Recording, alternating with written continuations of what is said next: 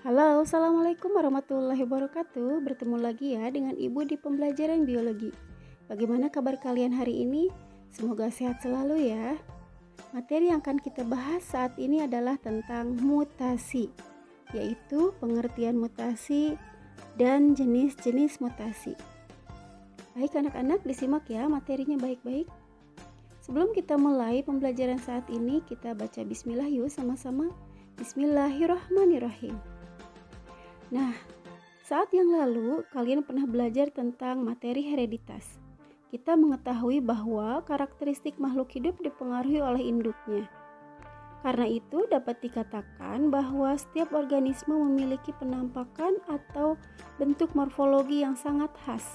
Tapi ada pula kelainan fisik yang kita kategorikan sebagai bentuk yang tidak normal atau abnormal. Contohnya ada merak bicolor.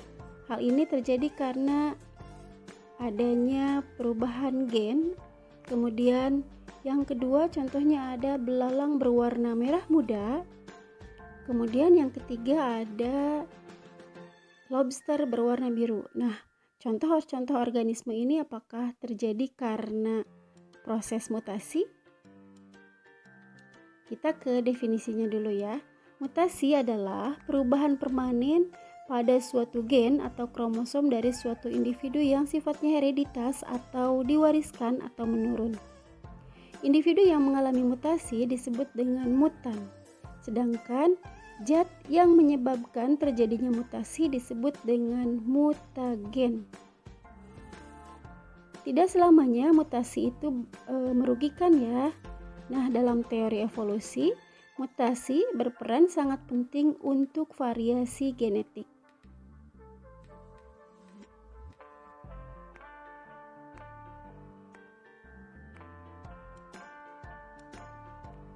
Berikutnya kita akan bahas tentang jenis-jenis mutasi. Jenis-jenis mutasi ada beberapa tipe ya. Yang pertama yang akan kita bahas adalah jenis mutasi berdasarkan tipe selnya. Yang pertama ada mutasi germinal, yaitu jenis mutasi yang terjadi pada sel kelamin atau sel gamet. Mutasi ini sifatnya dapat diturunkan ke generasi berikutnya.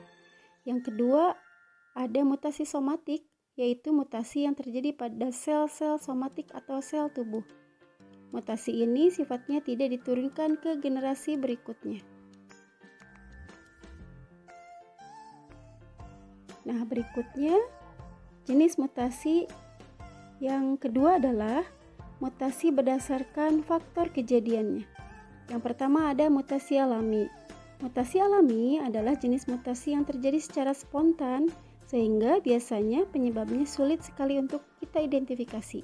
Yang kedua ada mutasi buatan. Mutasi ini sengaja diinduksi dan melibatkan campur tangan manusia. Contohnya rekayasa genetika untuk mendapatkan sifat yang unggul atau bibit unggul. Contohnya rekayasa genetika di bidang budidaya tanaman. Nah, yang ketiga sekarang jenis mutasi berdasarkan tingkatannya. Yang pertama adalah mutasi titik atau disebut dengan mutasi gen. Mutasi ini adalah jenis mutasi yang terjadi pada gen atau urutan basa nitrogen di DNA. Disebabkan oleh kesalahan selama proses replikasi DNA oleh zat mutagen, seperti terputusnya ikatan oksigen fosfat dan substitusi pasangan basa. Hanya menyebabkan perubahan sifat individu ya, tanpa adanya perubahan jumlah ataupun susunan kromosom. Contohnya ada silent mutation atau mutasi diam. Contohnya perubahan susunan basa nitrogen dan tidak menyebabkan terjadinya perubahan asam amino. Kita lihat contohnya.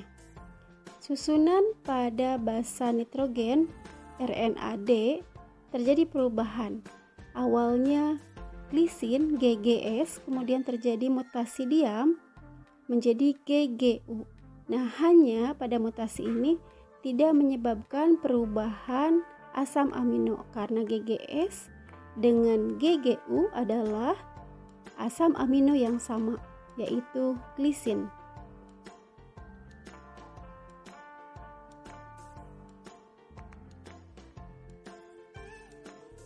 Kemudian yang kedua, ada mutasi tingkat kromosom. Adalah mutasi yang terjadi pada perubahan susunan ataupun jumlah kromosom. Bisa berupa delesi, duplikasi, translokasi, ataupun inversi. Yang pertama ada delesi. Delesi adalah hilangnya dua atau beberapa nukleotida yang berdampingan pada segmen kromosom tertentu. Ini contohnya. Kemudian yang kedua ada duplikasi. Duplikasi itu adalah penambahan segmen kromosom dengan ruas-ruas gen yang sama. Kemudian yang ketiga ada translokasi. Translokasi adalah bertukarnya materi genetis antara dua kromosom yang non-homolog. Kemudian inversi adalah penataan kembali struktur kromosom dengan arah yang terbalik. Itu adalah contoh mutasi kromosom.